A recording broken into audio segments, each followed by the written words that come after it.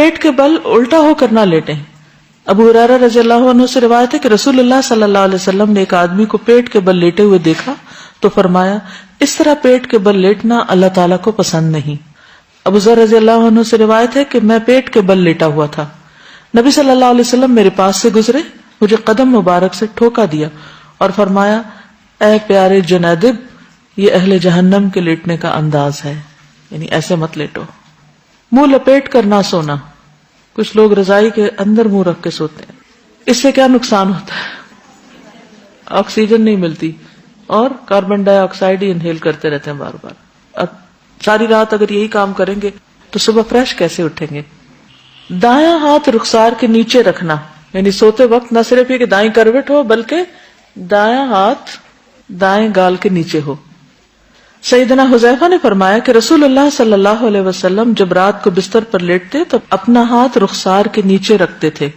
سیدہ حفصہ کہتی ہے کہ رسول اللہ صلی اللہ علیہ وسلم جب سونے کا ارادہ فرماتے تو اپنا دایاں ہاتھ رخسار کے نیچے رکھ لیتے, پھر 3 مرتبہ فرماتے اللہم قنی عذابک یوم تبعث عبادک, اے اللہ مجھے اپنے عذاب سے بچا لینا جس دن تو اپنے بندوں کو اٹھائے گا, یعنی قیامت کے دن.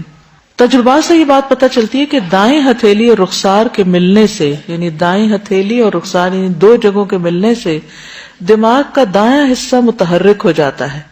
اس طرح دوران خون تحریک کا سلسلہ شروع ہو جاتا ہے, یعنی سرکولیشن بہتر ہوتی ہے.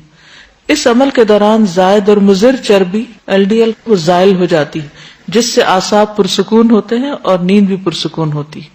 تو ہر چیز میں ایک حکمت ہے, لیکن ہم اس سے بڑھ کر سنت کی پیروی کریں گے.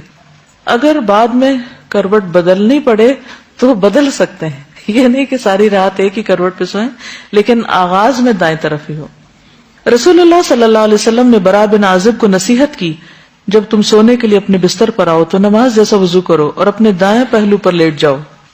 ابو قتادہ کہتے ہیں کہ جب رسول اللہ صلی اللہ علیہ وسلم دوران سفر رات کے وقت پڑاؤ کرتے تو اپنی دائیں کروٹ لیٹتے, اور اگر صبح سے کچھ دیر پہلے پڑاؤ کرتے تو اپنے بازو کو کھڑا کرتے اور ہتھیلی پر اپنا چہرہ رکھتے, نہیں نیچے رکھ کے نہیں سوتے بلکہ بازو کھڑا کر کے سوتے. کیوں؟